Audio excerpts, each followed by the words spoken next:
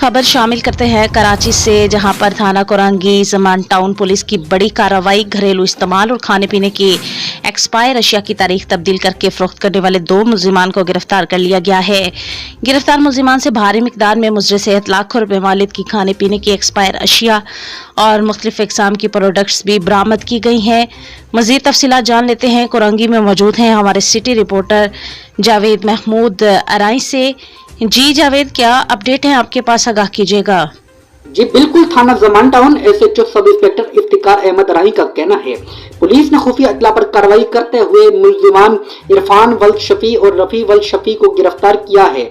गिरफ्तार मुलजिमान एक्सपायर अशिया में कम सिन बच्चों का पाउडर, दूध, बच्चों के लोशन, क्रीम और खाना पकाने के मसाले, कोल्ड ड्रिंक और जामा सिरप और दीगर अशिया वगैरह से एक्सपायर तारीख तब्दील करके फरोख्त करते हैं। इब्तदाई तफ्तीश के दौरान गिरफ्तार मुलजिमान ने एतराफ़ किया है कि मुख्तलिफ मार्केटें वगैरह से एक्सपायर अशिया सस्ते दाम खरीदते हैं और तारीख तब्दील करके महंगे दाम फरोख्त करते हैं।